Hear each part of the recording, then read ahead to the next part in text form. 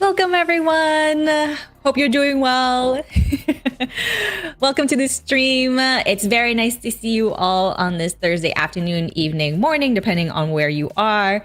This is our huge reunion once again of my favorite time of the year, not Christmas, as I said, but when I get to hang out with Lego peeps and play all of your submissions. And this year has been another awesome kind of submission. I don't know about you guys, but it's been amazing. What did you think, Anders?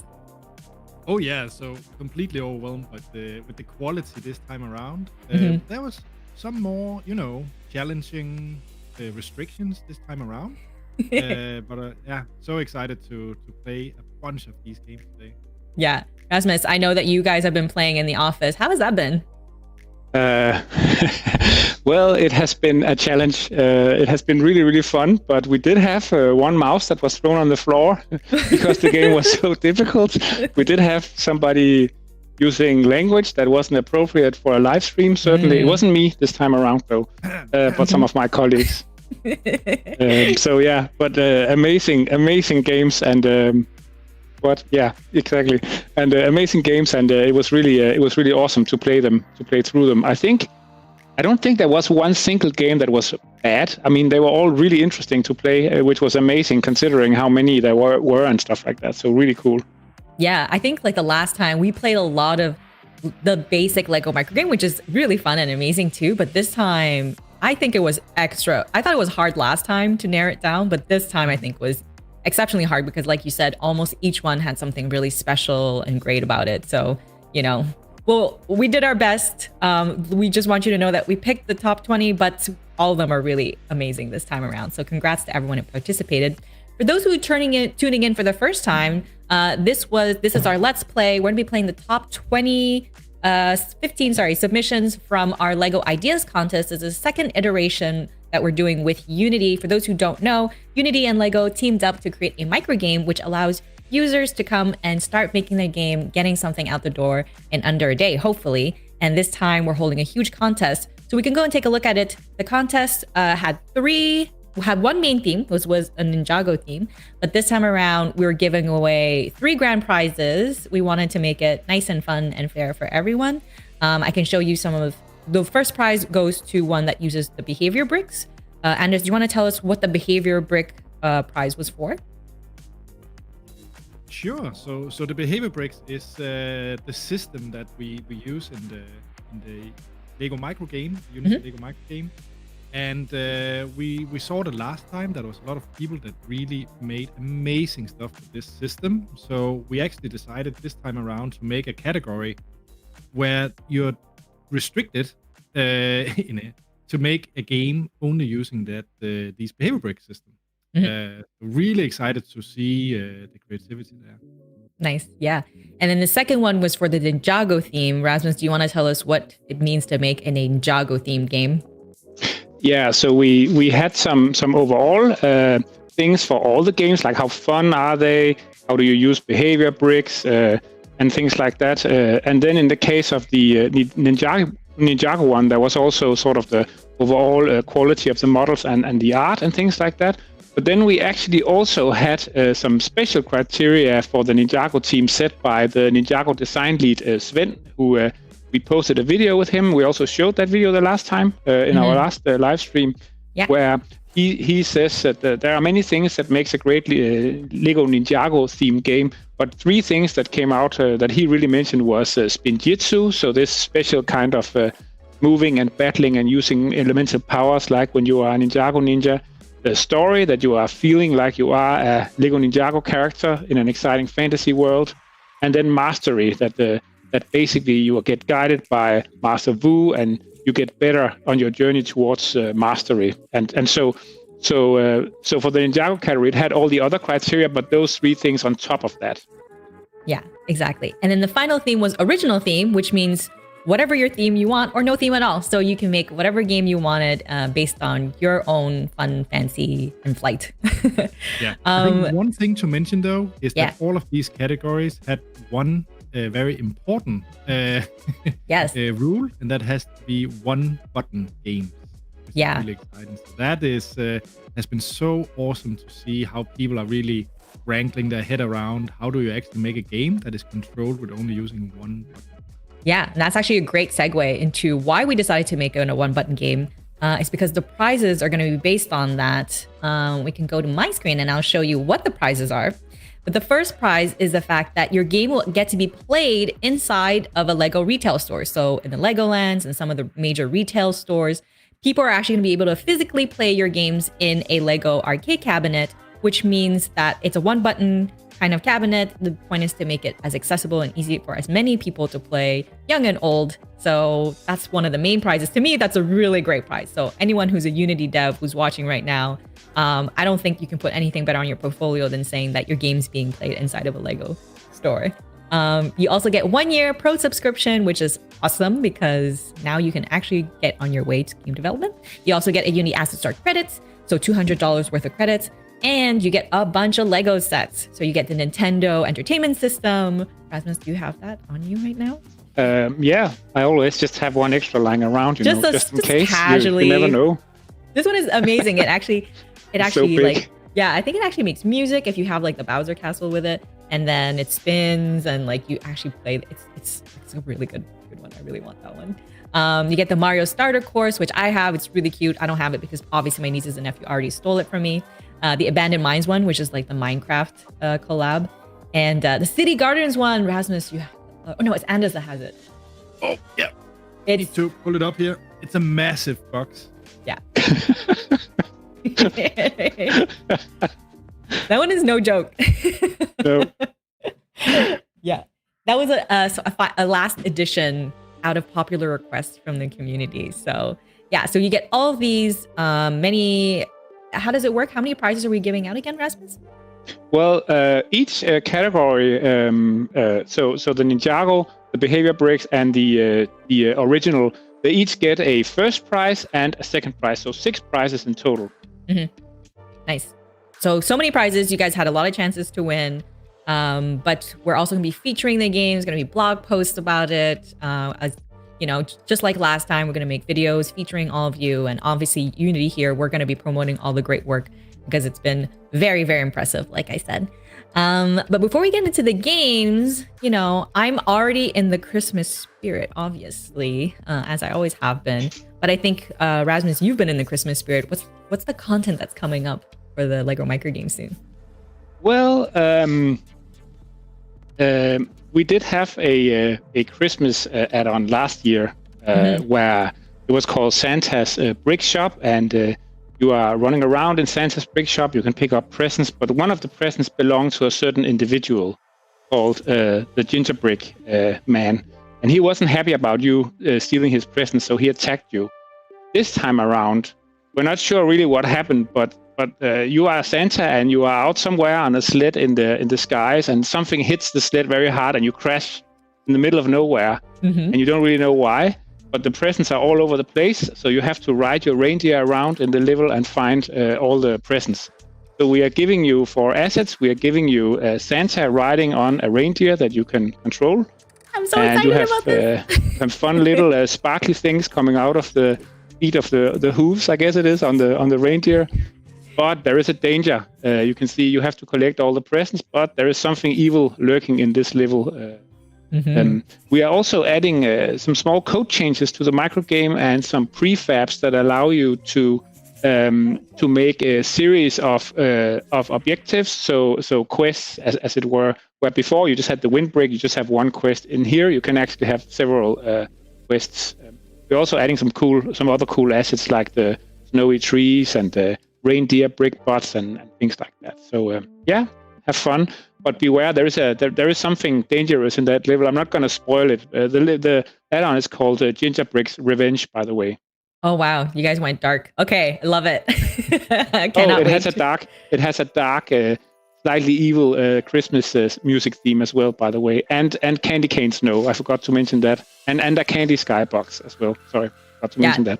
No, that's awesome, because honestly, my favorite type of Christmas themed anything entertainment also has a tinge of evil in it.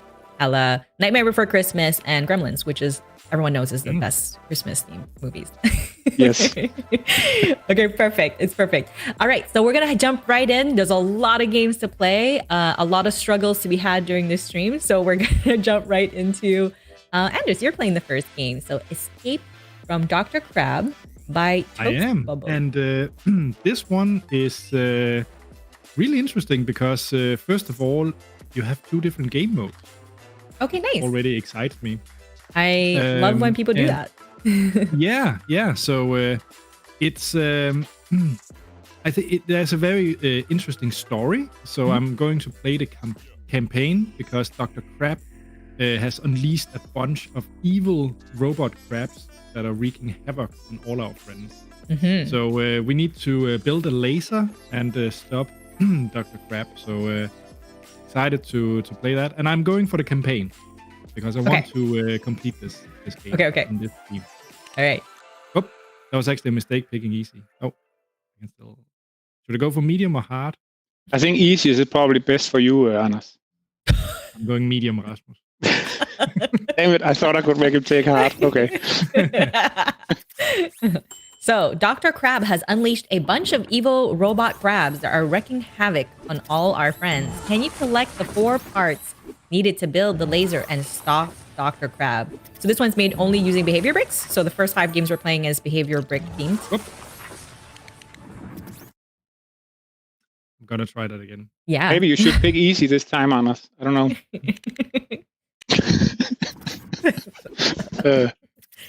There's no shame in comment, playing Rasmus. easy mode. I play in easy mode in all my games now. So please don't judge me, chat. Yeah. Yes, did it. Oh. No, I really like this one because you have this procedural level. So it's changed up a little bit every time. Oh, nice. So to the right, I'm building up my laser. Every time I collect this toolbox. So you can definitely see he's using our spawn brick once I collect these toolboxes.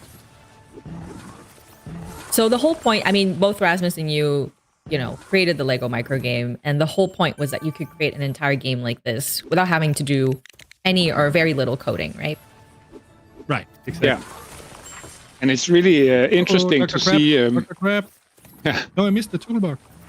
It's really interesting to see how far you can get just with the behavior bricks. Some of the games we had to kind of just try to implement ourselves to see, is it really possible to do this with behavior bricks?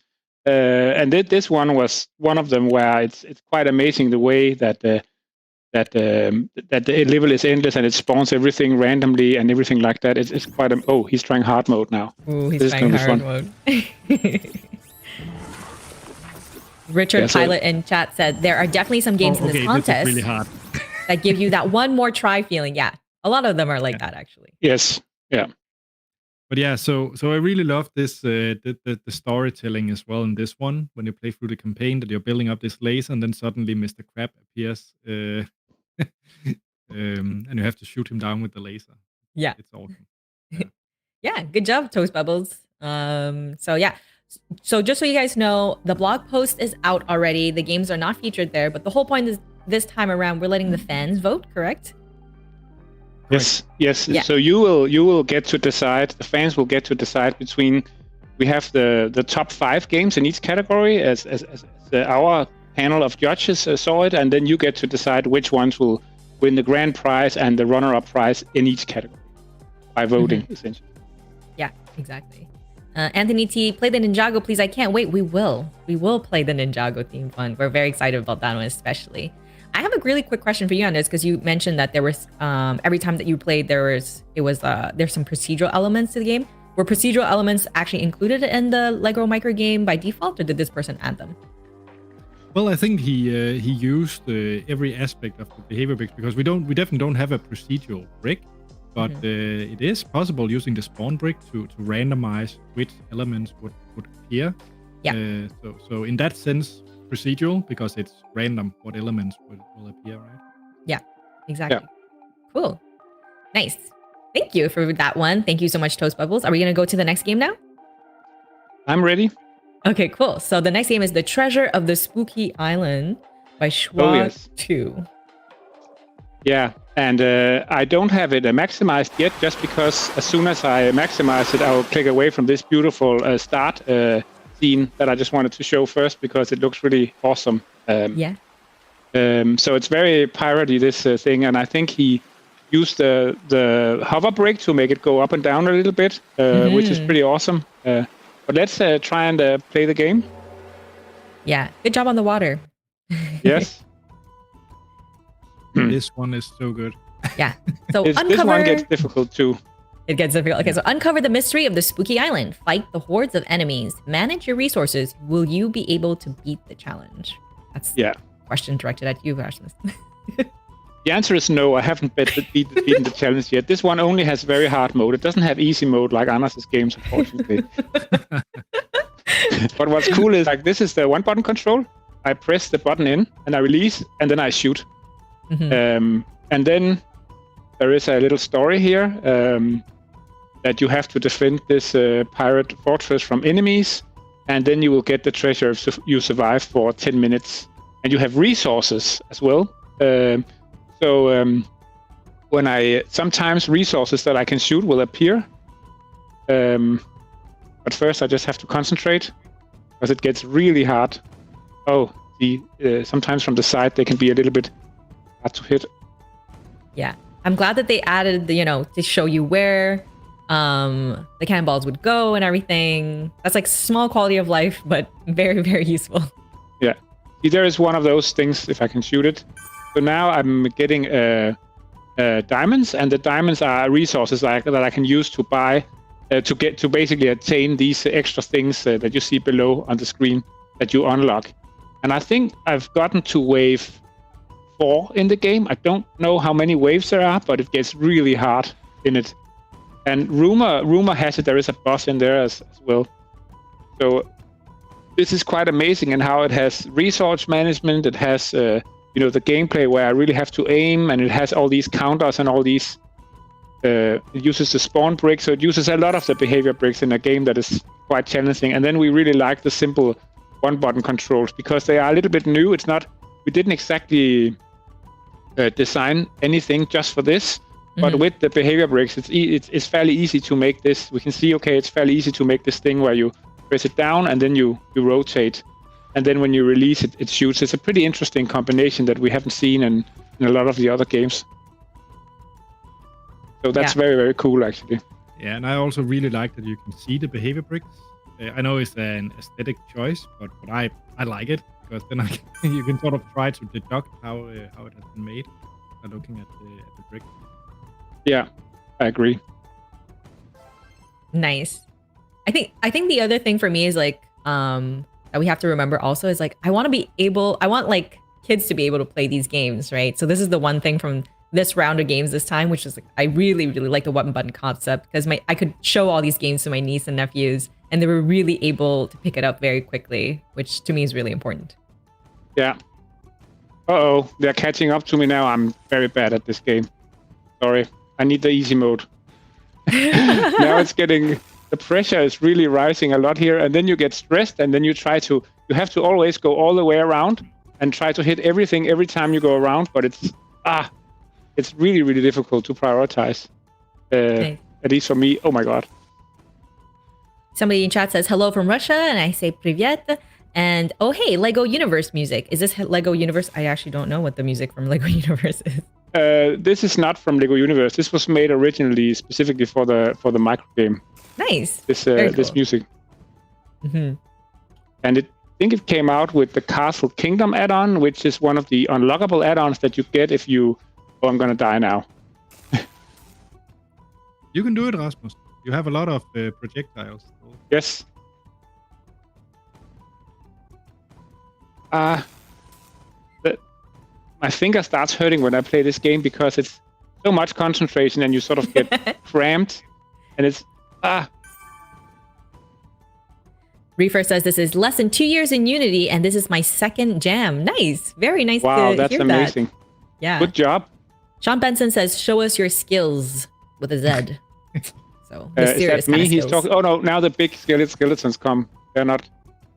And I don't like them so much. Uh-oh, and there's a boss. I think, which I don't like either. Ooh.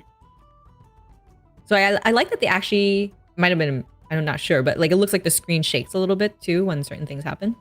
Yeah. This is. I have never gotten this far. Oh god! I have to hit him 10 times before he. How am I going to do that? I need to get more projectiles to do that. Yeah. Okay. Come on. Come on. Come on. Actually, that's nice. The closer he gets, the. Oh my god! 3 more hits. You can do it, Rasmus. 1 more hit. Ooh. Oh, he didn't destroy the wall. Looks like. Okay, I think I finished the wave now. I think this is the hardest it gets. Okay. But the game continues like this, and it's really awesome. Nice. Just gonna stop it now because 10 minutes is a very long time. But this was one of our favorites. Really amazing. Yeah. And my finger is a little bit pained right now because when you have to hold it down, you're like, oh, you really want to make sure you release it right at the same time, which is actually a lot tougher than just clicking when you need to shoot. But that's actually nice here because when you have to release it at a certain amount of time, it adds more strategy, I think. Yeah, I think one of my favorite things about the Lego micro game is that you had an exploding collision or anything effect, which to me, the best part about Lego is destroying them. So we really needed that effect in a game. But also, Rasmus, remember when we were kids on the Nintendo, the NES, we would all get blisters from like using that crazy janky gamepad. So yes, I feel like you can handle it now. Yes, well, yeah. All right. So thank you so much, Schwatu, for your game, The Treasure of the Spooky Island. The next game we're going to check with Anders is called Robot Rocket by Squickman. Yeah, and this one definitely has a certain style to it, which I really love. Doesn't play over here. Oh, it's already starting. 2 seconds. No problem. Need to get my news. There we go. Sweet. Yeah, so this one is Rasmus. I keep forgetting, what was the sample scene you worked on in the one button hack, the Ninjago pack? Because this is definitely a continuation of this style. This Skybound Rescue. Skybound Rescue. Yes, exactly. And then taking it to this awesome space setting where you're controlling this spaceship. And just go in full screen. There we go. And the controls are really, really fun. I love this choppy little 70 space look. Yes, I love it. It's so cute. I love the color. Good job on the color grading, which if you guys didn't join our last game jam, we gave you some tips on. It was good job. Yeah. And the controls feel really great too. You really have to try it out because it's very interesting. You can sort of turn these very twisty turns. Yeah. These aliens, the builds of these brick built aliens are really, really fun. I actually really love the movement of the ship. because it really lends itself to the style and it feels like an era or something like that. Yeah. I really like the depth in the level as well. We have a lot of games that have done a really great job of foreground and middle ground and background. Yes. Wow. Nice going on us. Ooh, and the music like ramps up right at the end there. Nice little touch.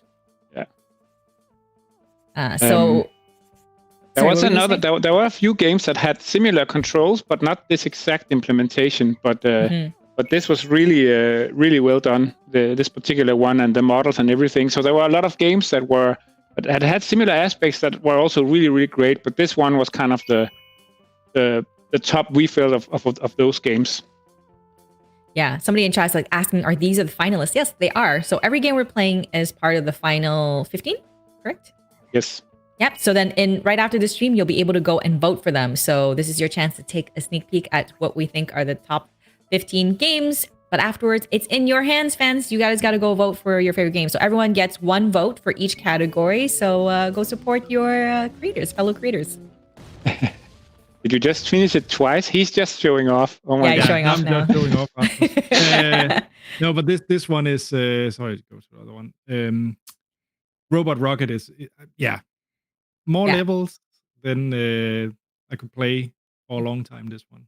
Yeah, I think what I like about this game or these types of games is that it's so ingrained into the vocabulary of gamers. There was no instructions needed or anything. You get in and you kind of immediately understand what you have to do. You don't have to have tutorial levels, which is really something that I believe like is the new evolution of games. Like if you have to over explain your game, then you're gonna lose people in the first 10 seconds. So they did a really good job with this one. So congrats, Quickman.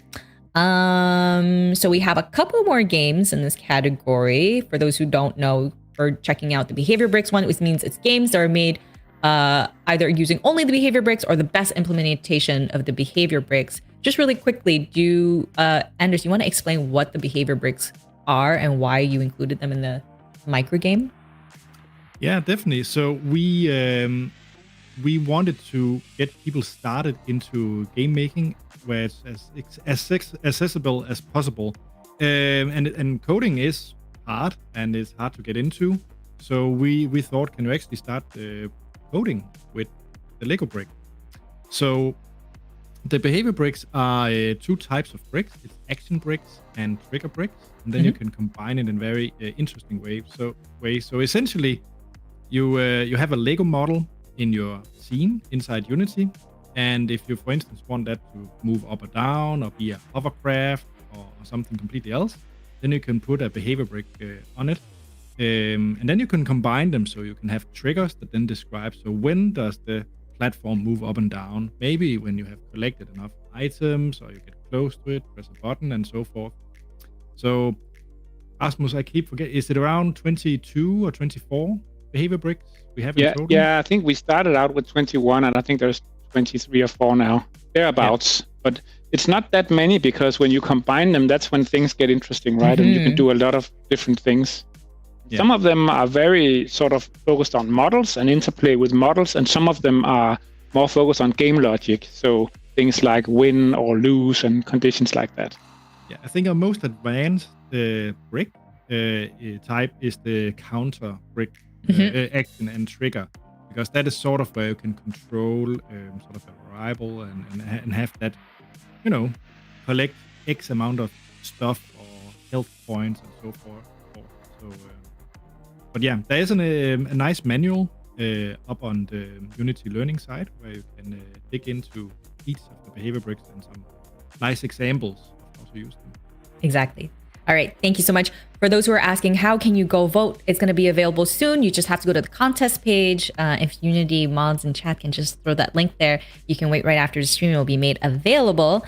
And it's nice to see everyone in chat today. Welcome again to this Let's Play session. I'm seeing a lot of names from our last game jam and those who have showed up to our last streams. We're seeing a lot of repeat people who actually submitted from last contest, and to see your evolution has been really impressive. So I'm very, very excited. This next game, I'm personally very excited about. I'm glad that we have fan voting, because this one is gonna definitely be my personal fan vote for this category. It's called Moonwalk by Lego Monkey, and they are a 10K club member.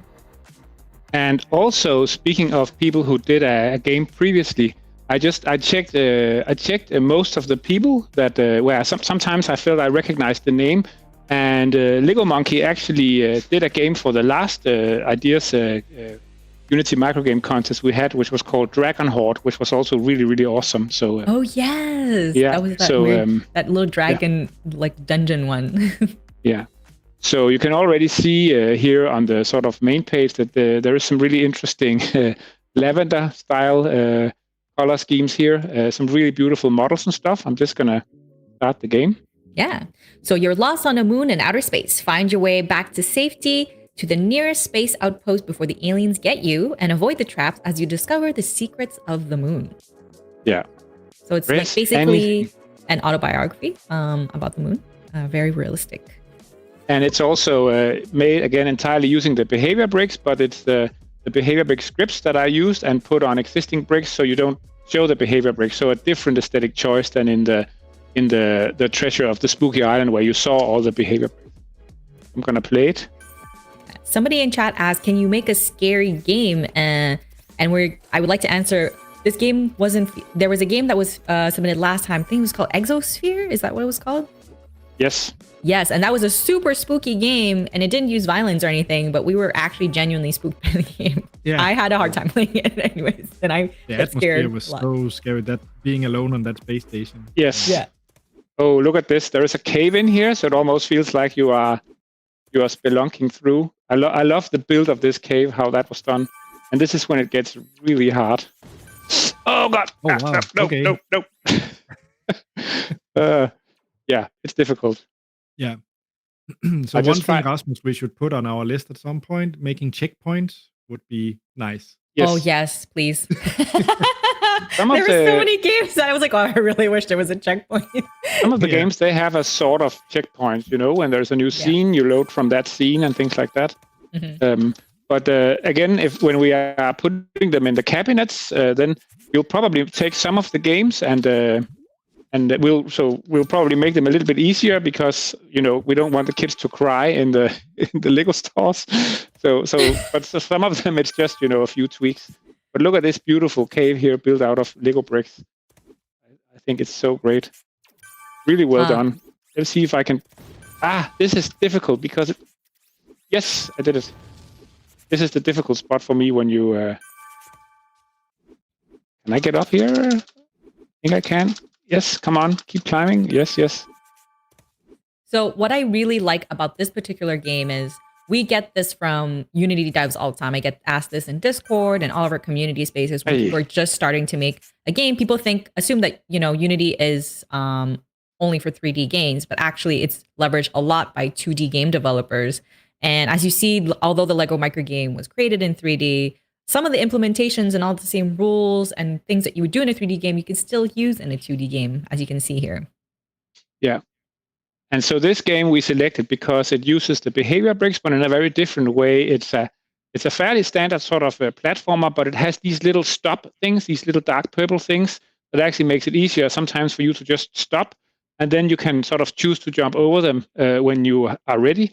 And then it kind of hides the behavior bricks and really cares a lot about the aesthetics of the game. So we felt it was a really fun game, and if we tweaked it a little bit and made it maybe a little bit easier, some of the level design, it has really beautiful models, and it's very addictive. I mean, I kept playing it for a very long time because it is fun. It's great level design and everything. And you really want to see it to the end, right? Yes. Yeah. Definitely. Yeah. I mean, I think that's the point of creating these micro games, right? It takes all of the effort of spending time going through that grind of creating like a perfect playable feeling game.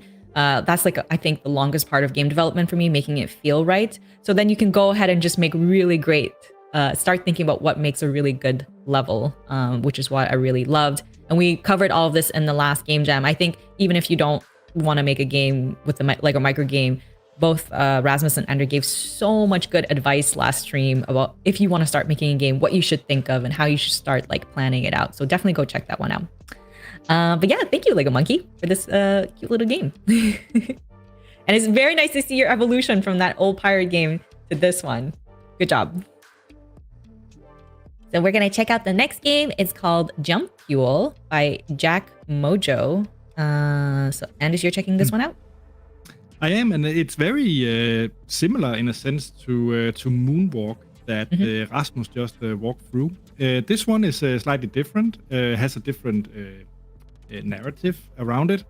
I just love the title Jump Fuel because you are sort of on a lunar mission, and you need to get the fuel to succeed and get away home safe, I guess.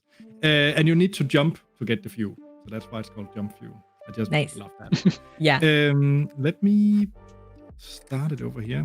Nice. What I really love about this round of the ideas contest is that we mentioned last time, marketing is a huge part of your game. Make sure the titles make sense. Make sure your marketing material is good. And I love that everyone really thought about a holistic game. Like, you guys are little mini game developers now. I'm very proud of all of you. Yeah. Right. So I'm on a very, very exciting and dangerous mission, and I have to find as many fuel canisters as I can before reaching the launch pad. I have had trouble actually reaching the launch pad when I tried the game earlier, so I'll try my best. But this one is really interesting because they use these cue cards. So green means jump, red means don't. To sort of help you in when to actually jump, essentially. By the way, that's a really great way putting.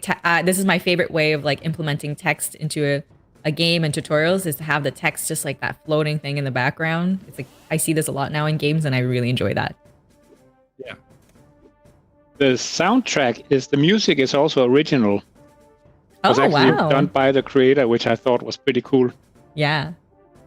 So in these little break sequences, I know we don't have checkpoint system in the behavior breaks, but this is a really clever way of doing it, that you sort of end up in this little thing that then spins around, that sort of locks your character in place, and then you can sort of just jump to progress.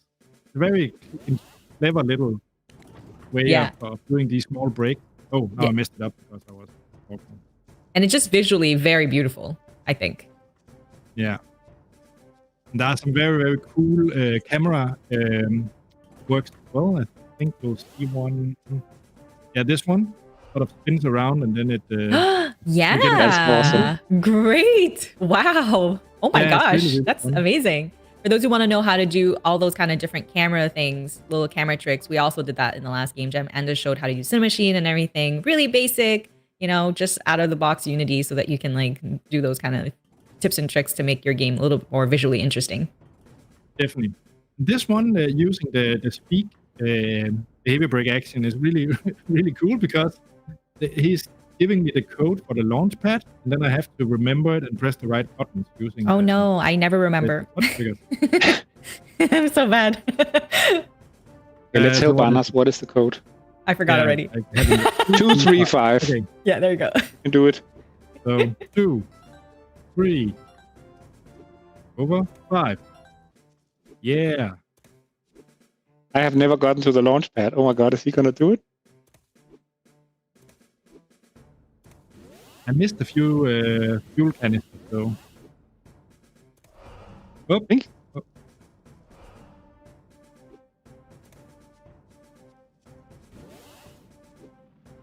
I don't know what that means though. No, I haven't found that out either. Up. Oh, it's a memory thing. Oh, it told. Oh, okay. Interesting. Oh my gosh. Yeah, the level design here is incredible. It's really, really well made. See, it's also designed to have really good replay value. That's the other thing, which I think is very important for games. I think also the thing is, you have to remember, and this is like a little bit further down the line when you start thinking about game development, but as you know, like I do a lot of stuff for Twitch and streaming, and you also have to think about the people who are playing your games and who are going to be showing off your games online, and having good replay value, being able to show it off to an audience that's going to be engaging is actually really important too. So these kind of little things that they added, you guys don't realize it, but it makes it much more fun. Yay, nice, good job. Yeah, and there's a nice little end screen. Nice. Thank you so much. Jack Did it say Mojo how many 20. you got, Anders? I didn't actually see that. Chat might know, but did I get 12? Half, maybe? Okay, it said there was 24. But you because you got definitely more than I did the last time I played. But yeah, we super got fun. There's so many different small things you have to how to use the behavior brick system in a very clever way of using these memory games, and this, as you say, Rasmus, the level design is just top notch. Yeah. Yeah, somebody in chat said, level design is one of those small things that people don't think of, but it's a huge pain if not done correctly, for sure. It's a huge pain for your players too when it's not done correctly. So yeah, good job on this one. A very original way. It just feels very different from the other games. So congrats, Jack Mojo, for this awesome game. Yeah. This next one, Rasmus has been practicing it for the past half hour in our in a rehearsal. Sorry, I called you out. They don't have to know, Carol. They don't have to know. He wanted to make sure that chat wouldn't roast him too much. So I say, chat, make sure you have your death count ready. This one's called Dash by P.L. Young. And this just important. This now we are going into the Ninjago category. So this is the first Ninjago game we're going to play. So yes, and Anders, he's ready. He's studying. He has so much Ninjago gear. I'll just be studying, Rasmus, while you're playing this one, because this can take a while. So. Okay. Thank you, Anders. Yeah. Okay, I'll go into it. So here you can use behavior bricks. You can also choose to do your own code. And so this is Dash done by P.L. Young. And so the first thing we noticed was it has a very cool one-button character selection, right? So tap to change your character and hold to select. Nice. Which is really cool. We've seen a lot of really cool one-button character selectors in a lot of the games, but this is just one of them. And it's so cool that you get to pick what ninja to play. So really well done. So I'm just going to select Lloyd. Yeah. So find your inner ninja rhythm and dash to a high score. Include fan favorite songs like DJ Brick's Party Mix and Knights of the Round Brick. Okay. So you can see it's almost like a rhythm game. The ninja brick bots, they just come running up towards you and you have to shoot them. You have a finite amount of what are they called? The things that you throw, the shurikens or whatever they're called. Yeah, sure. And so if you miss, you run out. That thing, the end is his holding, which Rasmus can't see. He's trying to focus. Anna, stop distracting me. Anna is just trying to distract me. And if Nicholas is watching this stream, he is the Lego model designer who did all the ninja brick bots. He'll love this game. Oh, nice. Very cool. You can see it's almost like a rhythm game. I love the colors changing. I was really, really, really hoping that somebody would eventually make a Lego rhythm game because it's it's a very, very popular genre, and I'm so excited somebody finally decided to make one. This is very addictive. Yeah. The Lego music in general is very addictive, so I think it stays in. It creates an earworm for quite a while. This is all the music from the micro game they're using here. Nice. So I love the what they did with the background. You see there's like nice gradients and color changes and things like that. Oh, I missed one. And I think you can easily do that. There's a couple ways to do that. I don't know if it's like changing with the environment or the music, but we talked about it. It's like, you can set up a timeline and have it change based on where you progress through the game and things like that. I almost ran out there, but I had 3 left. So, Carol. Yeah. Which ninja has the shurikens as their golden weapon? Oh my gosh. I didn't know there'd be... You didn't tell me. I didn't come prepared to the quiz. I don't know. Oh no, I missed. Chat, help me out. Help me out. Repeat the question so that chat can answer. I'm sorry. I'm gonna fall on chat for this one. So what's your high score on this one? That's all I want to know. Shurikens or throwing stars as their weapon of choice. All right. I'll give up a Lego minifigure for whoever can answer that one.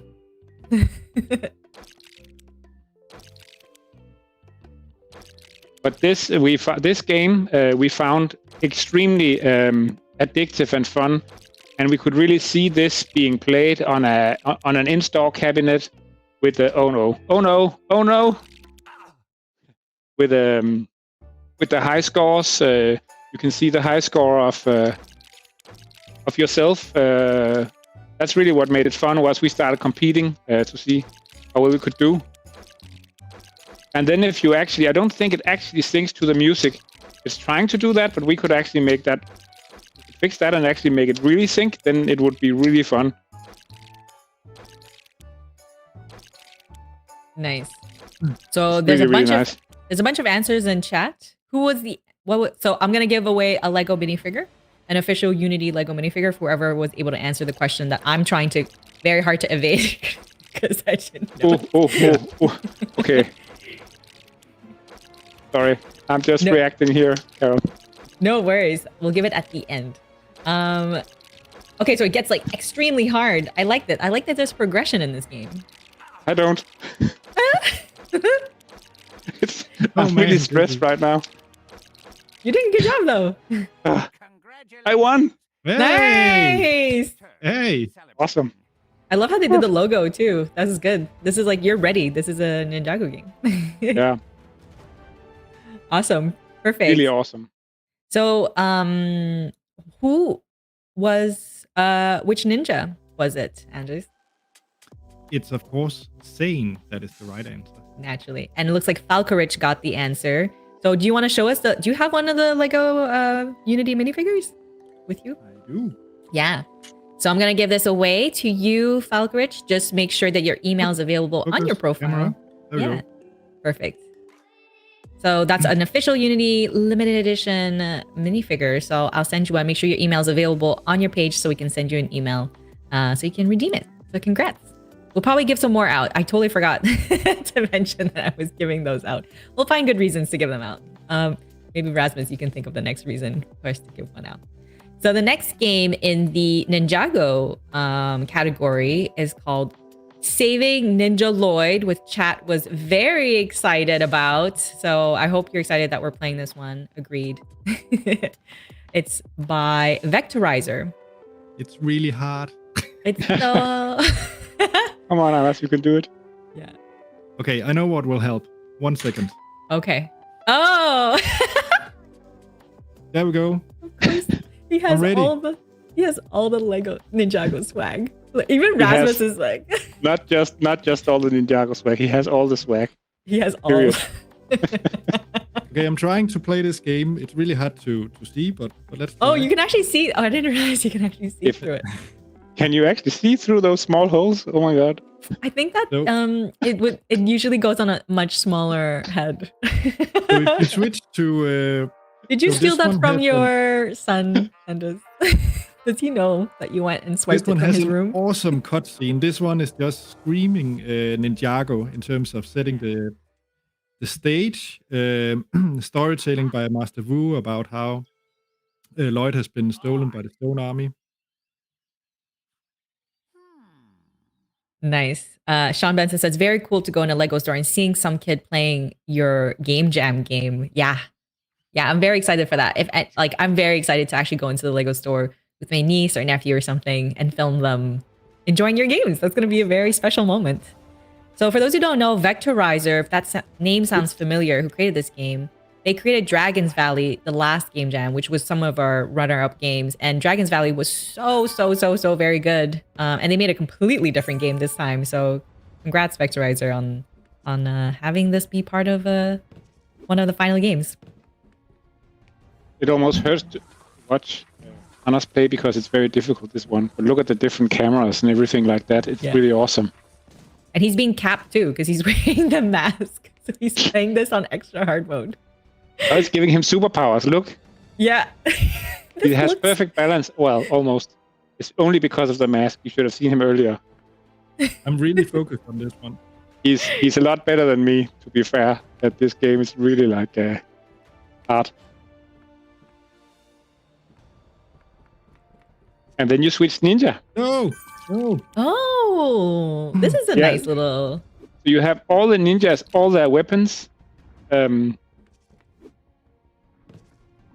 And there's a pretty cool progression mechanic as well. You have, you have health, so you can die X amount of times, and you actually pick up more health as you play. Mm-hmm. And Anders actually showed how to switch the camera like this in the last live stream we had. So it's really fun to see people are using the stuff that we are doing in the live streams. And we have Spinjitzu as well, which is awesome. I love this. I love that you guys are learning so much from all the sessions. We were really hoping to bring something more advanced and to really like upskill you guys. So really fun to see how you guys implement it in the games. Yeah. I will say I still remember the boss fight from Dragon's Valley though. That one was amazing. I love it. Yeah. Now we're switching scene, which is pretty cool. Yeah. Now we're going to the Stone Army.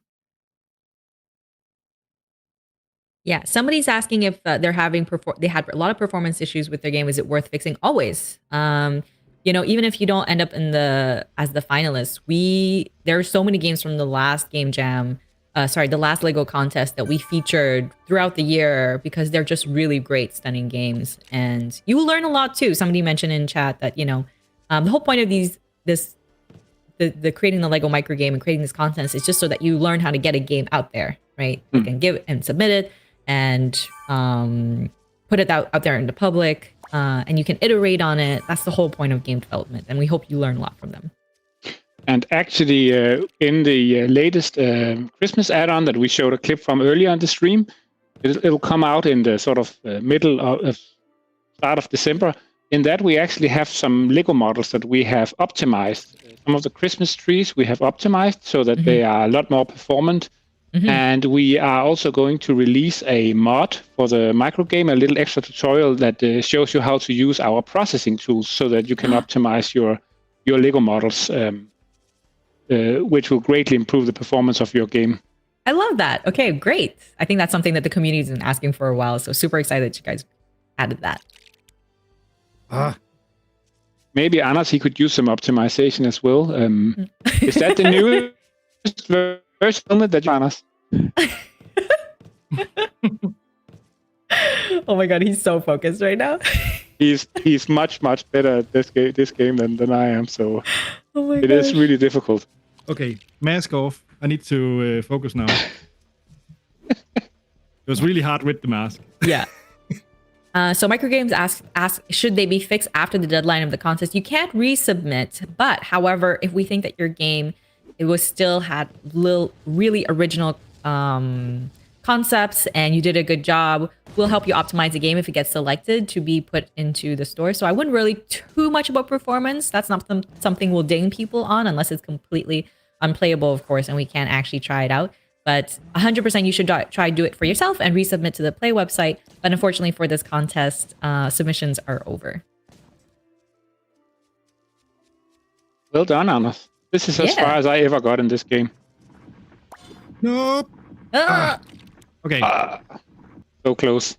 I would never. I'm so glad. So, Anders and Rasmus asked me if I wanted to play any of the games during the Let's Play. And I'm like, I'm just going to let the both of you just have your fun. But secretly, it's because I know that I would never be able to play through these games. There's so much jumping. And everyone knows from playing my other Let's Plays with Hassan and the other Twitch community members. Sorry to interrupt, Carol, but I really love that when every time you switch to a new ninja, you get their weapon of choice. So for instance, as we saw in the question earlier, you get the shurikens when you are Zane, right?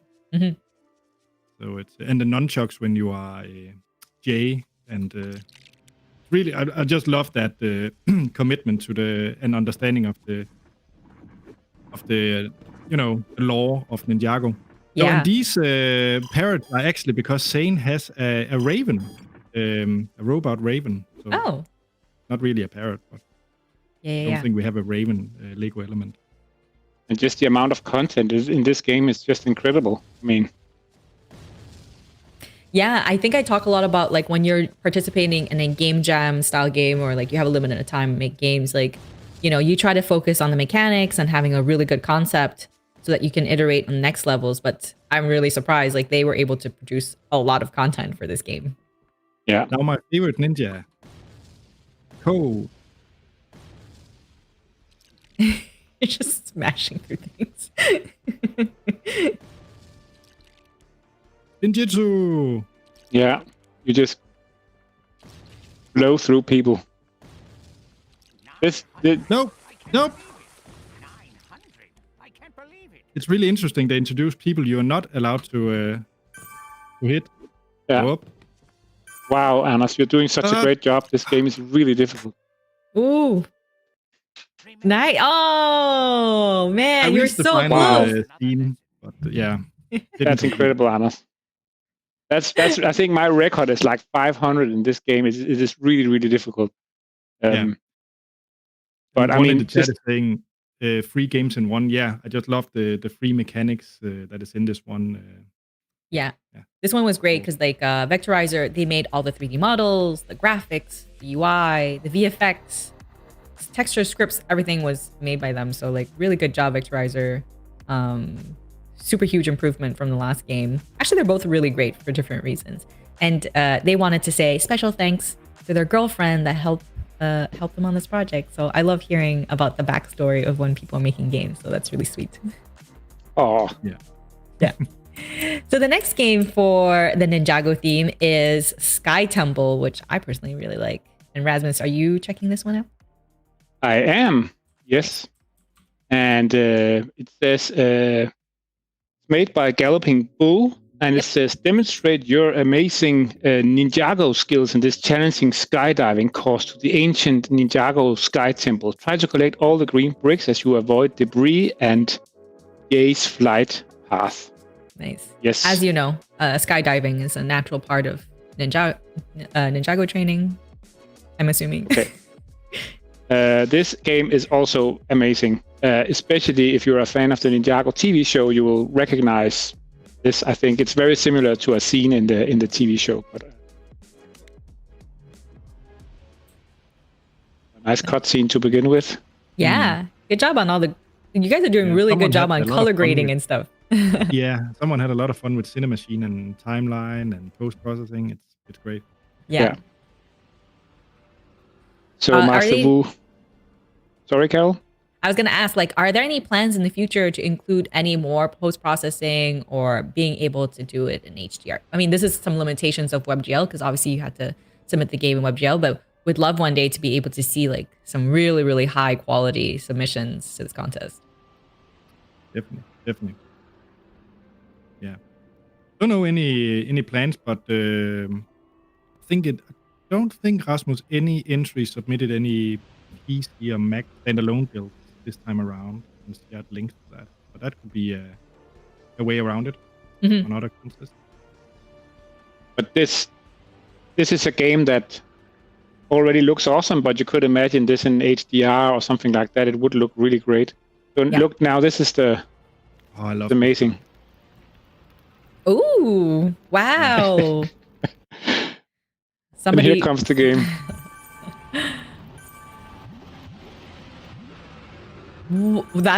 That's pretty epic. Oh, until you die. Yeah. I'll try again. Yeah. Oh, I love that. I like that spaceship came by. Did a good job with the audio as well for that. Yeah. And again, the level design here is just amazing, and the controls are pretty easy to make these controls with our behavior bricks and the one-button minifig controller we have made. But it just works really well here with the camera and the animations. And I'm very bad at this.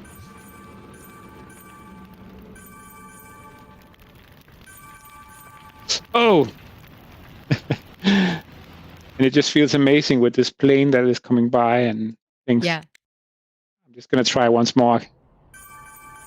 This feels really epic. It does feel very epic. They managed to like give it a lot of like you got a good sense of like space and the fact that you're in the sky. I think there might be a bug right here when you sometimes crash into a rock, then it somehow gets stuck. Doesn't matter, let's just try again. And you can skip the cutscene if you've already seen it, which is also very cool. Ooh, very nice little addition. I'm always so very impressed when people add settings, like really basic settings in games. It makes me really happy. I'll try one last attempt because I did get a lot further in this game, and it is really awesome. Just have to concentrate. Okay, we'll let you focus.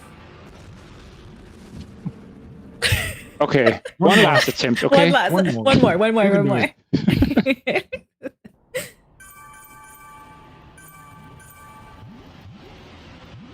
So imagine this on a big cabinet in store as well. I mean, and it has a high score and everything, so a lot of replay value because these green bricks are very hard to get. Come on, Rasmus. Fine, go through, in up, and Ooh. Oh my gosh, there's so many things happening. This is difficult. Can you actually? I can fly through there, of course. Anyway, I will stop now. But amazing game. It has this crazy jump off. It feels like this epic scene in the TV show when they fly through. Everything. The camera work is amazing. It's a really well done way of using some of the skills Anders he was teaching in the last live stream we had, and just the overall look and feel of this is incredible, and really great controls and the feeling of falling and everything. So extremely Ninjago game, I would say. Amazing. Yeah, I wasn't expecting anyone to make that's a really incredible mechanic actually that they created, the falling from a sky. Yeah. I mean, I didn't even think of using the behavior bricks to do that. So it's like, that's pretty great. Good job, Galping Bull. So the next game we're playing is called Training Session Attack by Captain Pilot. So begin your day like every other with a simple training session, but things will escalate quickly. This one also blew my mind a little bit in terms of just a very inventive mechanic that I wouldn't expect from a one-button game. It's sort of I guess one of these virtual cop type of game, sort of when you did with the laser pistols in but just with one button, which I think fits really well in this one. So you're in this game, you are starting a training session with Sensei Wu, and but then things go a little bit crazy during this training session. As it does. Yeah. So let's see. There we go.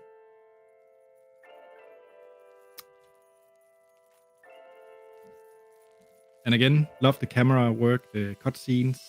Is there no audio for this one? Oh. There is, but not that much. Okay. It comes later on. When Master Wu moves, you can hear his steps. Yeah. Ooh, I love this one. Yeah. I actually kind of like that he stays in the foreground like that. There we go. No sound. Oh, so Richard Pilot is Captain Pilot in chat. Oh, awesome. And they said that, yes, Virtual Cop was absolutely their initial reference. I love that. Thank you for giving us that feedback. Yay. We talked a lot about Virtual Cop. Yeah. Also, this looks really, really good. There's a lot of some ambient occlusion or something, post-processing at least. It looks really, really, really good. Yeah. Oh, wow. So for me, these games, like a really good level design is also the design of that space that they did. So you see that the screen is full. There's no waste of space, or there's not too much sky. There's not too much foreground. It really fills up the space with a lot of things that just indicates what you should do, which I think is like very, very good sense of level design, actually.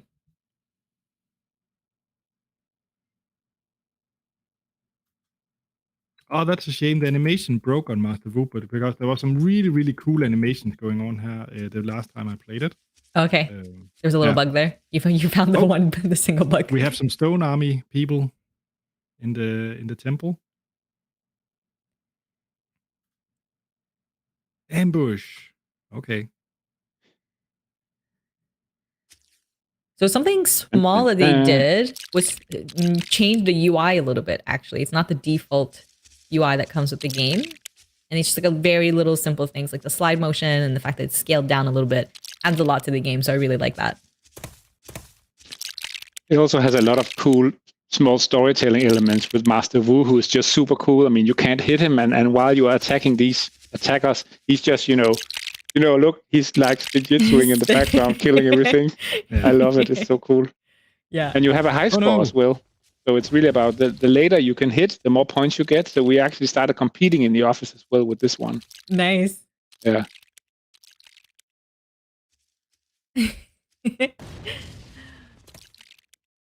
I really like that. So was that included in the Lego micro game? You see how it it helps you to see where your attack's gonna go. It gives you a hint as to what you should be hitting. No, this was all custom code done done for this game specifically. Yeah, even this scene. Look at this. I love how this looks. Yeah, and to be continued. I'm very much looking forward to the sequel. Yeah. Me too. Definitely. Good job. I think this one by far is the one that they really understood they really used every bit of space on the screen. I think it looks really good. And you can really it feels like a Ninjago game. You're like, this is an overwhelming Ninjago game. Oh yeah, for sure. And I really encourage people to play it at home as well, because unfortunately I just ran in a couple of bugs this time around with animations missing, because that scene where you're trying to hit Master Wu is that was very special. That was a very Ninjago moment to me, at least, when with these animations. Nice. All right. Thank you, Captain Pally, and thank you, Richard, in the chat for giving us additional information. So go right after this. You're going to be able to go vote for these games. So if this one struck your fancy, definitely go vote for it. So the next game is called The Art of Stealth. Very Ninjago themed as well, by Joe Schmo 5541. Yeah, so it says, this is a game about sneaking up on various training dummies. Press the spacebar to move towards the target, release the spacebar to stop moving and hide. So it's an implementation of red light, green light. We actually have, there was another game that also did that was submitted for the contest. We can sort of discuss the comparison between them and why we chose this one, which is an incredible game. There's also a really cool cutscene in the intro, so I'll just kick it off. Oh, and there is again, cool one-button character selector here. So I played. Ooh, wow! Another creator select. I'm so shocked, surprised, delighted by how many people managed to do this. Yeah, very cool. I'm gonna pick Lloyd again. He's my favorite. Naturally, of course. And then you get a little story. Again, it's very Ninjago, right? But this game is about stealth. So actually, Master Wu is saying you can fight and be super strong and everything like that, and even use spinjitzu, but stealth is really the thing that is going to help a lot. So I like stealth games a lot. So that's how I play all my games. But it's cool. You can actually click through the dialogue. So if I tap once here, then I just see all the dialogue like this. Oh, nice! But now they don't say that much, but otherwise it would basically just fill out the whole dialogue tree, which is really awesome. There's one in the chat asking if there is a free Ninjago asset pack, or everything is made by the creators. But there definitely is a Ninjago asset pack that we encourage you guys to check out. Yeah, you can watch the previous stream, or you can go to the Lego contest page even. You'll see how you can download the Lego micro game, which is the basic kind of Lego micro game, but then you can go on the asset store and download all the Ninjago asset packs. So yeah, it was a Ninjago themed contest, so we wanted to make it special for you for the anniversary of Ninjago. Okay, so here is the game. Ooh. So I press and hold the space bar. Wow, this looks really good. And if somebody watched Netflix's most popular TV show ever, they might recognize this as well. So if the robot sees me, then I'll get killed basically. But I managed to kill the first robot. Oh, nice! Oh wow, I love that. Yeah, and what's really cool about this is that it has a high score. So depending on how fast you do it, the more points you get. Which means the more risk you take, the more points you get. So it's really up to you to decide how risky you want to be. So it's a little bit like in the Squid Game TV show, where you're also trying to get first. I love the dancing Nindroid. Yeah. It's really good. So I'm slightly risk averse. So the game is quite easy if you decide not to be risky, but very difficult if you decide to really go for the high score. So the other red light, green light game, which was called red light, green light, which was also very, very good. It had obstacles instead, so you had to time it to see could you make it to that moving platform or not. But this one is kind of putting all the gameplay in that high score, where you're really trying to minimize the amount of time you use to beat other people, to beat people like Anders, right, in the office. So we spent a long time playing this and seeing who could get the best high score. Yeah. I can really see this being played on the arcade cabinet, actually, when it's with that, like, portrait mode. It'd be really cool. Yeah. So quick question, how did they go about creating the fact that you see two different types of screens as you're playing? You died, Rasmus. So creating this picture-in-picture mode, you mean? Yeah, exactly.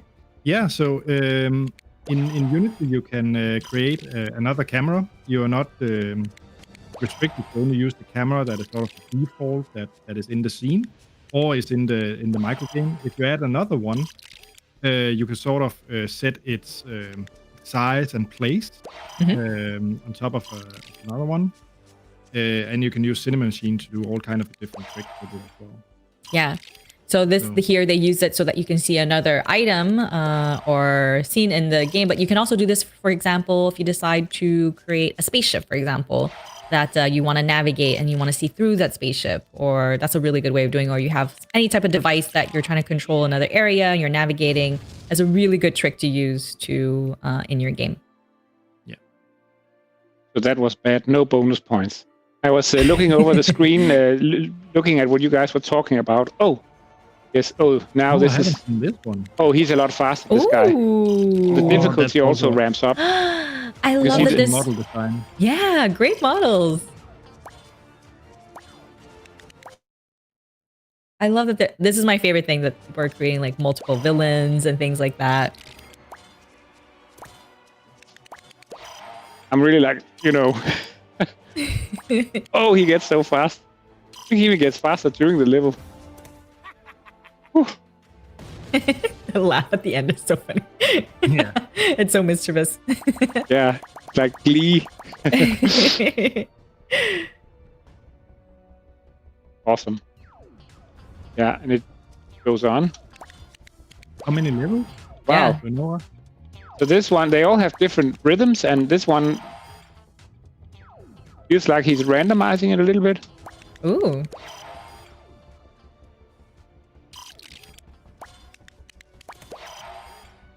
So again, lots of content, but this is also the sort of game where it's, once you have set it up with the parameters for the speed and the length they will turn the other way, it's fairly easy to make more content for it. So it has a really smart content model as well. Mm-hmm. So there's a lot of really great things about this game. Yeah. Yeah, and it's just a matter of changing the music, changing the background, changing the mob, so it increases difficulty. Great. Oh, really, really nice basic gaming principles. I'll stop now because I can keep going. It's really fun.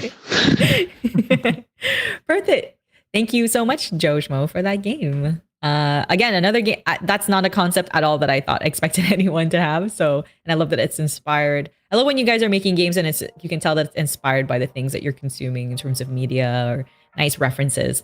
All the games have been like this for both contests, but it's really fun. That's why I think it's really fun for a lot of the creators to come show up on the stream or when we do interviews with you after, and I get to hear all your inspirations. It's really great. Hey, so the next game is Temple of Fire by Mr. M4. So we're going into the next category. Yeah, exactly. Now we're moving into almost anything goes. Still one anything button. goes. Yeah. This one was a tough category. There's some really cool stuff. There are some great ones. I think all the games, good luck voting for this one. I actually can't, I don't know which one I would vote for because they're all really, really good. Yeah, they are. And this one, Temple of Fire, the aesthetics in this one and the simplicity of it is just perfect. So I'm gonna play it.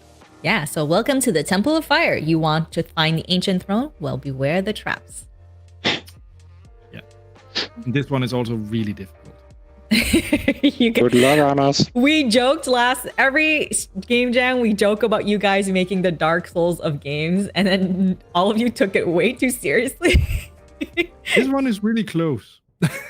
Also, just this setting. Oh man, so good. Okay, I'm gonna go for the ancient throne. I mean, look, but let's see. look at the scene already, right off the bat. Looks great. Ah. Oh. And I love they've used our shooter bricks that shoots lasers here. It's so good. Yeah. Oh man, this looks so good. Yeah. The overall aesthetics here are just incredible, and the use of the shoot brick and everything is just Oh wow. and the use of the brick as the character is also just super cool. Which Wow, never, Anna.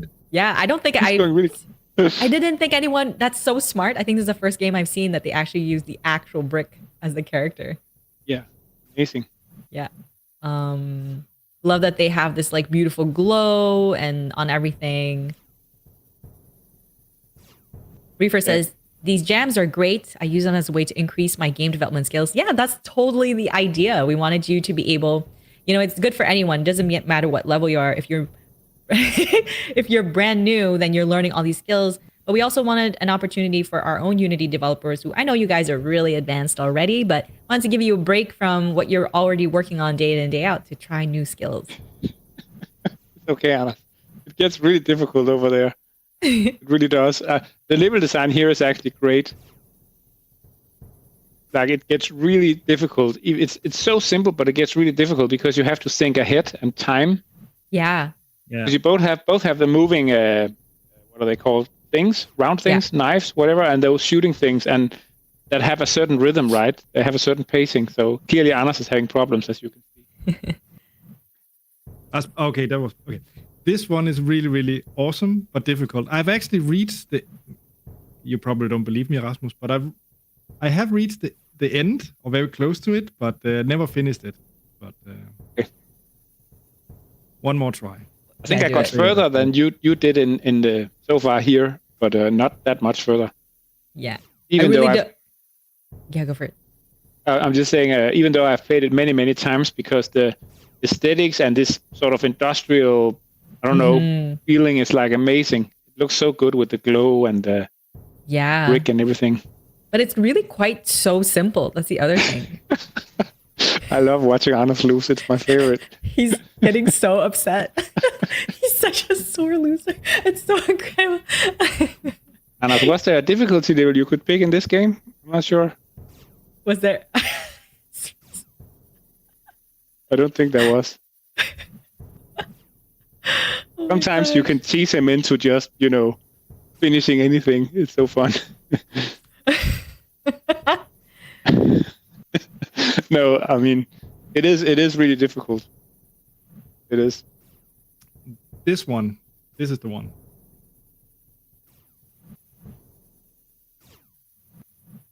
You got this. Yeah, it looks good. Yeah. Ooh. But this. Oh! Ooh. Okay. Chat, if you can get further, let us know. I'm just going for it. Yeah. Okay. Somebody in the chat writes, so quick to get back into the action in this game. I love it. That's also one thing we really love. I mean, It's a really short game because you usually survive for 10, 15 seconds, but then you just keep playing it again and again and again, which is really fun. Dylan Beck says, this looks like a capstone project for a first-year game dev student. Yeah. Okay. Yeah. And it's really hard not to say one more try. You really. Yeah. And we should. So the one more try thing. We talk about this a lot. Sometimes people get caught up in cinematics and making like a fun, like really putting a lot of time into UI and like these like end or save screens and stuff like that. Yeah. This is the time where I will ask you to be a little quiet because this is the end. No! Okay. That wasn't me. That was Rasmus. Okay, one more try. Sorry. Okay, chat. We're gonna Don't say boo, Carol. Come on. One more try. One more try. Okay, we believe in you. This is the one. You better You get had it. something going there with it was the next to final challenge. You did really well.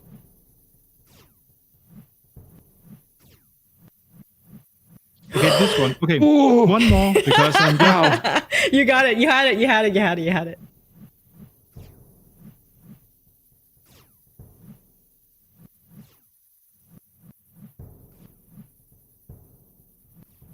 no. Oh. I'm out. I'm out. Okay. But as you saw, it's very addictive to restart because it restarts very, very quickly, as you can see.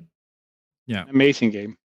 Yeah, I think this is borrowed a lot from a lot of mobile games did a really good job with this. I'll just mention it because for those who are trying to make games, a lot of the top games that have been developed, a lot of them made with Unity for the past year, borrowed a lot of things from mobile game development, which is like quick return to the start, quick deaths, and you just want to keep people engaged in the game. There's a short amount of attention that people will devote to games nowadays. So we're seeing a lot of these kind of games develop for PC and consoles and stuff like that. And it makes them super, super ultra addictive. Among Us being one, Fall Guys. Those are the kind of games that I'm talking about.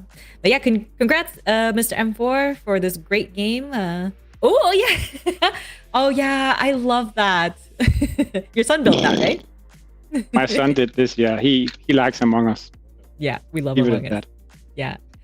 All right. So the next game is called Atlantic Waves. I haven't seen this one yet. By Cryptic Albatross. So I'm very excited. Both Rasmus and I told me not to check it out ahead of time because they really wanted to show it to me. So It's very, very cool. It has a little backstory. yes. 100 years ago, radio telegraph officers mastered the skill of one-button communication. With a single telegraph key, they sent weather warnings and answered distress calls. They saved lives and brought the modern world closer together. And there's a lot more stuff on that. It's made by Cryptic Albatross.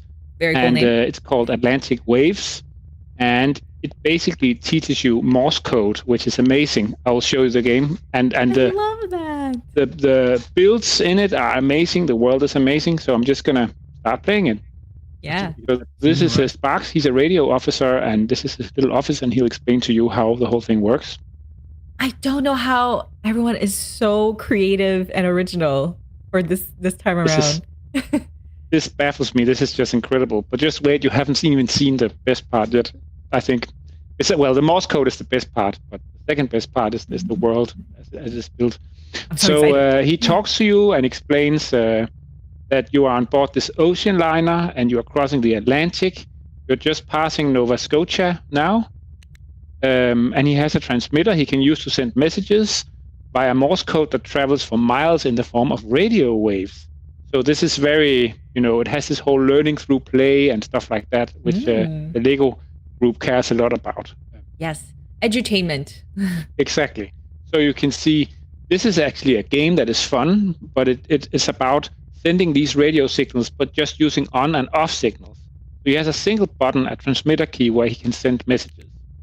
So he sent these messages in Morse code, where all letters are patterns of short and long key presses. And tough but fun. Would you like to try? So now we'll start the game. Oh, I think we have people in chat who know Morse code, so you can definitely help us out. That's good. So now it loads the scene. And look at this world built out of mini Lego bricks. Everything here is built out of, well, not everything, but the little models, they're actually built out of bricks and stuff, which is incredible. This is so cute. I really my love gosh. this. I love this. Oh, yeah. I love this. I'm holding spacebar. I'm starting the game.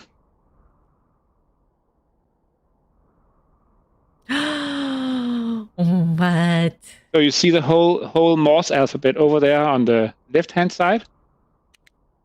And basically, we have to respond to signals that pop up from the ships or the shore stations, and if there's bad weather coming in.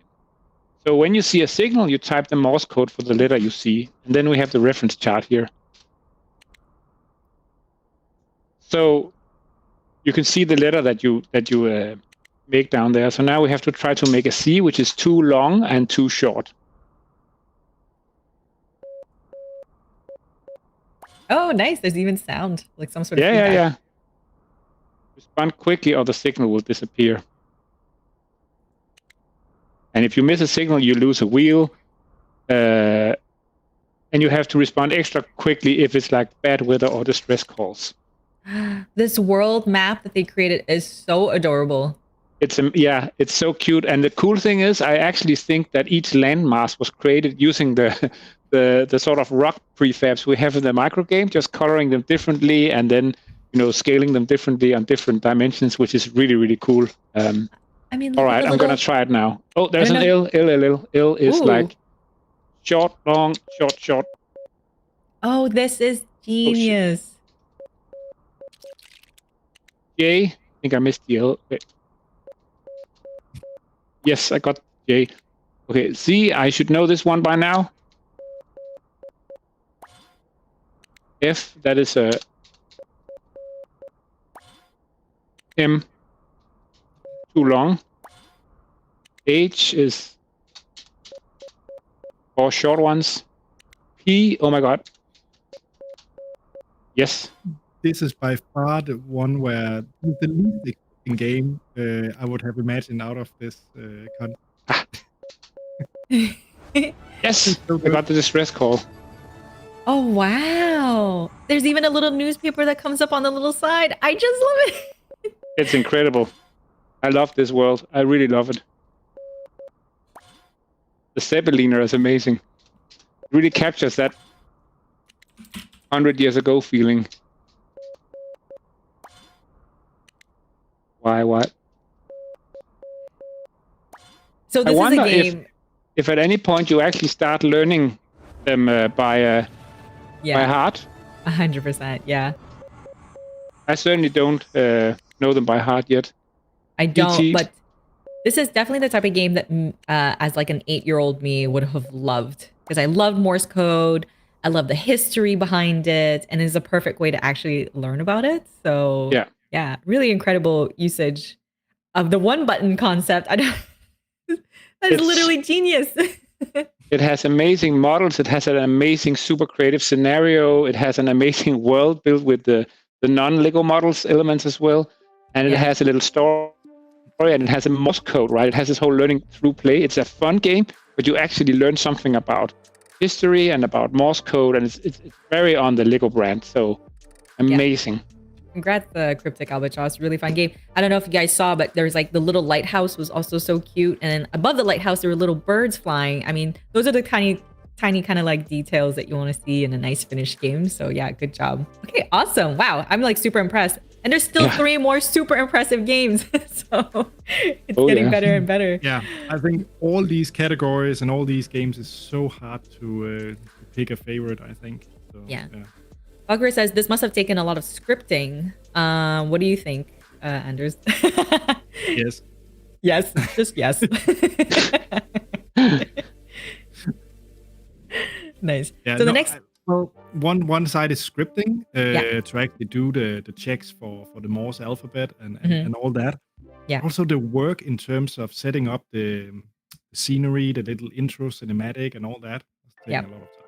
Yeah. Good job. And that's pretty impressive for like what, a month and a half, 2 months of really good job. Great. So the next game is Chicken Rescue. I know you really like this game. Yeah, this one I don't.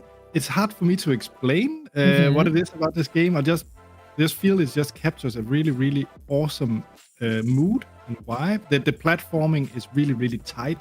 I think the levels are super tight. The way it's constructed. So it will probably look easy because I've played it quite a lot. Okay. But I just it feels so good. And now I have said it, so I'll probably die a gazillion amount of times. Yeah. But let's see. So it's created by SV Crow, who's in chat. And let me know if I'm saying your name right. Welcome, SV Crow. We love this game. And yeah, Babak for sure. That's all we heard. Anders was showing it to us. Yeah, the whole humor about this game. So for instance, the control scheme is explained.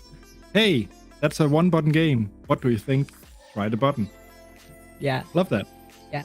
So guide our hero through this side-scrolling platformer, avoid all the obstacles and gaps, and reach the finish line. And while you're onto it, rescue as many chickens as possible. And I think the chickens are placed randomly around the map, so you can find them. Let's go for it. Yeah, that's cool. That it's not totally procedural, but the fact that it changes up every time as well. Seeing a lot of people do that. Actually not aware of that. That's really cool. Yeah. The builds are also really cool. I love the small details that are in each of these sections that I will cross. It's really nice. Yeah, look at this beautiful like start screen. It's like a great little moment there. Teaches me to double jump. Yeah. And the sound that you chose was perfect. It's perfect. Took a while to find the proper recording. Yeah. Pressing the chicken the right way. Yeah. Say that. Look at How many chicken sounds did you go through? That's from Co. I mean, this looks like a professional game. Like the...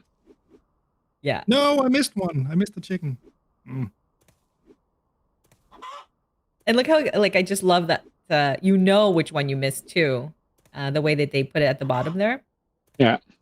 So you can go back and like figure out where you missed it. I also like that the detailed models, I don't know if there was a performance thinking in it, but a lot of the sort of really tough jumping is where you don't have the detailed models. And then when you have the detailed models, it's a little bit more relaxed. Yeah. Awesome, Anders. Was it this? Yeah. Was this the one that you mentioned that you were just loved looking at all the different areas and? It's one of them. I'm just playing it through and then exploring the details and the models and all that. It's great. Yeah, it's so rich. The world is very rich, and that's very, very nice. Yeah. You can tell this person very lovingly crafted the level. Exactly. And then the particles, for instance, and the flames, like this one, right? Yeah. This is my favorite. Yeah, the lava. So good. I'm going for all of them. Nice. 100% the game. Yeah. 100% speedrun. Let's do it. You can do it, Anders. 3 more to go. Nice. Yes. Awesome. Ooh. I love that one with all the hives and the bees and stuff like that. So cute. Yay. And the singing chorus of well done, chickens. Anders. I love that last scene. It's so cute. Good job. Yeah. Chicken Rescue by Spaceship Rescue. Very nice little concept. And congratulations for making it to the top 15 finalists. Perfect. So the next game is also really great. That's just the music at the end. I'm just changing the music here, but there's some cool music in it. Yeah. This next one is by Piccolo Rosso. If that name's familiar to you, they created Old Smoke from the previous contest. So this game is definitely a favorite among Unity and LEGO employees, I think. And listen to the soundtrack and the whole aesthetics. Ah, yes. In the 1970s, in the world of LEGO, mankind sets out to conquer space. A new mission to the moon is about to take off, and the television is about to broadcast the images live. Space at the right moment to launch the rocket. The closer you are to the 0 time, the more points you will score. Music is also Spraxa Tustra by Richard Strauss, so it's old non-DRM music. So this is truly a one-button, one-press game, and I will show you why. Oh, man. It's so good. So it's so vastly different from Piccolo Rosso's previous game. Maybe I'll give Rasmus some time to focus on this. 10 seconds. 9, 8, 7, 6, 5, 4, 3, 2, 1. Oh, that's pretty good. That's button. really good. One click. And then you get a high score, which is genius. 907. Ooh. Well done. Anas, can you beat that? I can give it a go. Do I beat Okay, it? let's. Yeah, we can go to Anders and see if he can do it. Okay. So basically, the game, yeah, post-processing supremacy. It just feels like a complete. It doesn't even feel like a Lego game in some ways. It's Okay. What was your high score, Rasmus? 907. Okay. I was a Ready. little too late, apparently. 25 But the seconds. aesthetics and everything is incredible. And then we this is probably the one we played the longest because we just kept Yeah. replaying it, right? And then some people came over and they got like 950, and then we were like, oh no. 10 seconds. 9, 8, 7, 6, 5, 4, 3, 2, 1. What? No, No way! way. No way. What? Excuse me. Okay. Okay. Okay, I just Oh. thought the timer was like you hit it exactly on a thousandth of a second, but okay. Oh Jesus, that was really very How do you very get impressive. how do you get 1,000 out of 1,000? I don't get it. Yeah. Oh man. I really believed in that one. Okay. Yeah, me too. But you did good. Anyway, the replayability here because of the high score, the excitement, the tension build up, and the aesthetics, both the sound obviously, but also Yeah. just these were actual Lego models. The rocket is a Lego model. The characters sitting in the command center, they're all Lego models. It's beautiful, and again, like in the old Smoke, which Piccolo Rosso also did, it was like the aesthetics were really incredible, and it's the same thing here. It really catches a mood and an atmosphere. So we were super impressed by this game, and we actually think that the kids will also find this fun when they figure out this timing aspect of it because it's super simple. Yeah. So, amazing game. Yeah. This is the type of game that I would see in like a science center or museum specifically designed for kids to learn exactly about what you just said. So multiple aspects that make this a really great game. Good job. I love the contrast between this and the old Smoke. You really clearly have a very good sense of style, aesthetic, direction for your games. And yeah, I don't know. I'm just like blown away. These are all just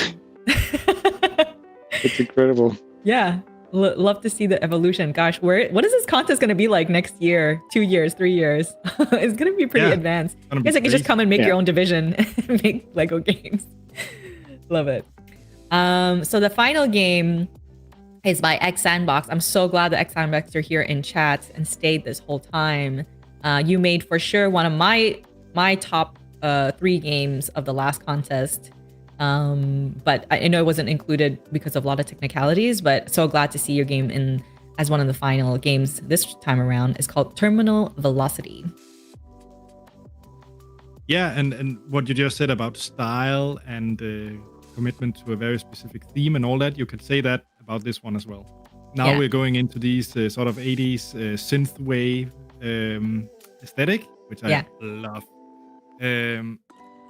Actually, my sort of color scheme for my Visual Studio is also called synthwave. So I'm really into Nice. this style. Yeah.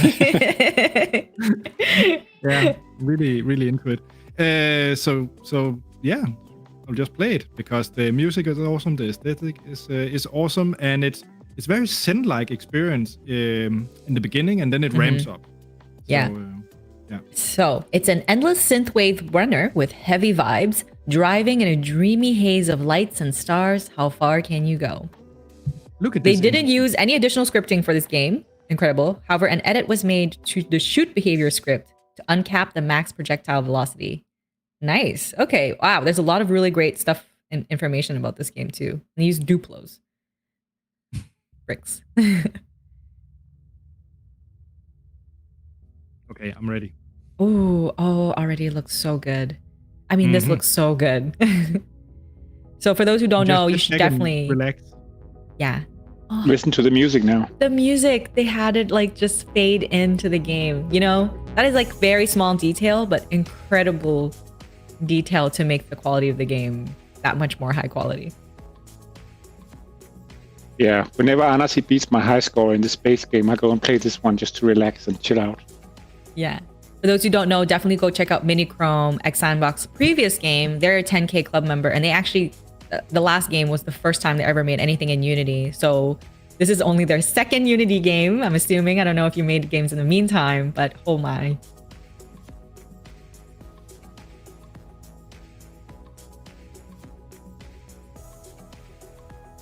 This is a perfect way to like send off the stream.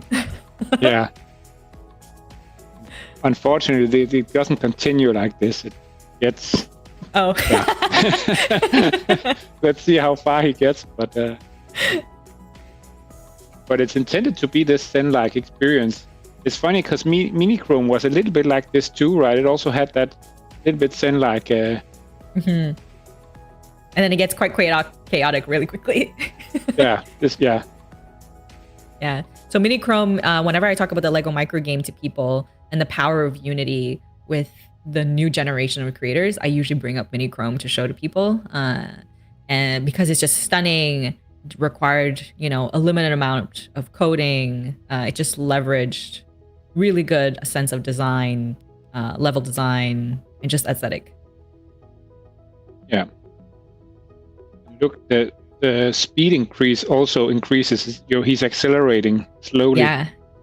But look at the little lights, the way it blurs like that when he moves back and forth. Yeah. Nice. The particles. The particles.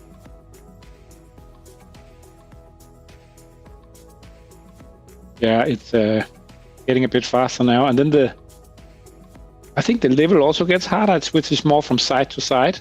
Yeah.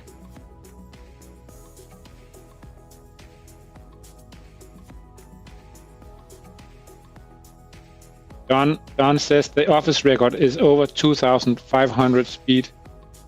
I wonder if that is Don that has that record. Wait, really? Yeah. Let's see, because I can't remember when it begins to say, oh, I won't spoil anything. Anders, he usually beats. It's not even fun having game contest in the office because he always wins. Yeah. It's really annoying. Somebody's saying that you're gonna fail on 700 kilometers. Ooh, are we taking bets now, chat? They're psyching you, Anders. Oh no! Oh no! I'm really into this. I completely forgot about we were on a live stream. I was just zoning out for this. Well, let's see if you actually fail at 700. Now it begins to be more stressful. Welcome everyone that's making it to the stream. We're already at our final game, but don't worry, this stream will be available on YouTube for you to rewatch. You can see all the great games that made it to the finale, and now you can vote on them. Oh, it's definitely ramping up now. Ooh. I think it's the same level that is repeating. It's just there are tricky parts that just get harder and harder. I wonder if it is the same pattern repeating. It doesn't say, so I'm not really sure. Oh, here it is. Ooh, I think my person record is about 1,000. So nice. You are at terminal velocity now, Anders. Just so you know. Not that we are stressing you or anything. Well, you have to beat 2,500. 2,000? That's Don. He says that's the office record. I think he's the one that has that record. So if you beat his record, he will be angry, I think. There's a poll that was started in chat, and the poll was, will Anders make it further than 700? And looks like yes. The answer is yes, he would. Don't bet against him. Don't bet against him. But look, it said in that prompt that came down in the beginning that there is 3 soundtracks. So now the second soundtrack kicked in. So it's a super simple game. It's just, we just loved it so much. But of course, this Zen-like experience, when we put it in a cabinet, we have to figure out how it's going to work because kids are going to zone out and stand and play for a very, very long time. So we have to figure out how to do that. So that's the only thing we couldn't quite grasp with this game. But other than that, we just loved it a lot. So we couldn't really not choose it. Yeah. Oh, can you make 25,000. Are they bidding for that now? 2,500. Bananas break the. Wow. Okay. 2,500. Sorry. Then the stream Ooh. will be pretty long, I think. Well, let's see. So I'll know. So for those who are tuning in and you didn't notice that your game was in the end, the final selection. Listen, every game was amazing. No. Yeah. Yeah. Oh, Anas, no. Try again. No. It's the start is also beautiful with the way the Yeah. sun, or is it the Yeah. moon? I can't really. It must be the sun. This looks amazing. Yeah. Beautiful game. Really yeah, good. you can Love definitely it. play this one forever. Lots of little great things. Again, like, you know, XL Boss didn't use a ton of scripting, but just like nice, like really relied on some good aesthetic, good design choices. And as you can see, we really enjoyed playing it, and many people still enjoy playing it. But thank you, Aaron, for all your submissions. As you know, right after the stream, the voting will be open. So if you had a particular favorite, go vote for them and support them. The voting is going to be open for 2 weeks, I think, until December 4th. Is that what we said? Yes. Yeah. Yeah, exactly. So you have 2 weeks to vote. You can cast a vote for each category. One is for the Ninjago theme. So what game best embodies Ninjago? The one that's original theme. So any rhyme or reason, if you think one of those original past 5 games that we played. And then the final one was the behavior bricks one. So best use of behavior bricks in your opinion. So 3 votes. Go cast them. You have 2 weeks to do it. Every sorry, game just was... 1 week. 1 week, Carol. Sorry. Oh, Correction. sorry. Yeah. From today till Wednesday next week, or Thursday next week. So until November the 25th, that's the last day of voting. Yeah. So it's on the contest page. Go check it out there. Should be available right after this stream. You can recheck the stream if you want to see how we felt about the games that we selected. There were so many runner-ups too. I really wish we can play through all of them. Like the submissions were great this time. I really wish we could like showcase more. Maybe we'll do another stream. Maybe I'll do a stream on my personal channel and just to be able to play through them, because there's some really, really special ones, just like the last contest. We cannot choose. It's just too hard. Yeah. And Yeah, we'll probably also make a video that we will share that shows a few more, a few additional games that you didn't see here. Some of those that got really close as well to be selected, just because, yeah, we did that the last time as well, because as Carol said, they were all amazing. Yeah. Do you think there's going to be another Lego Ideas contest like this in the near future? Yes, we do. Yeah. Well, define near future. We just have to play a lot more of all these games first, but there will be in the future for sure. Yes, definitely. Awesome. Not this year. Not this year. No, We're good. No. Okay. Yeah. So on the Unity side, this has been a super fun collaboration. As you know, the two companies got together to bring this to you guys. We are completely astounded by the response from both of our communities to this. So we only hope for more, greater and better things in the future. And yeah, thanks for joining me it's been an incredible year of Lego here at Unity, and be joined by both you, Rasmus and Anders, to share all this and to teach the new generation of game creators has been really special. So definitely one of the best moments of my year as we're finishing it off. And I hope it looks like everyone in chat and all the communities really enjoyed it too. So it's been very special. So thanks for joining. Thanks, Carol. It has been amazing. Love every minute of these streams and being part of the micro game. Yeah. And thank you for all the creators. You guys are amazing. Thanks for those who showed up to give us a little bit of a background on your games. It really makes it special for us because we always want to talk to you guys about the games that you made, because we're so genuinely impressed by you as creators. You really inspire us to make better content for the community every single time. So please keep sending this in. Love that there were return submissions and creators. But this is it for our stream. Remember to go vote and come back soon to see who the final winners are. It's fan voted, so make sure you're a part of this great moment. So thank you, everyone, and have a good night. Bye. Bye-bye.